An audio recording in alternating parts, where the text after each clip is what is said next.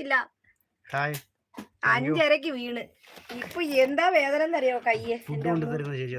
ഇതുകൊണ്ടോടാ കൈ കണ്ടോ? നിങ്ങൾ കണ്ടോ കയ്യെല്ലാം പൊങ്ങിയിരിക്കുന്നേ? രാവിലെ വീണതാ. നല്ല വേദനയാ.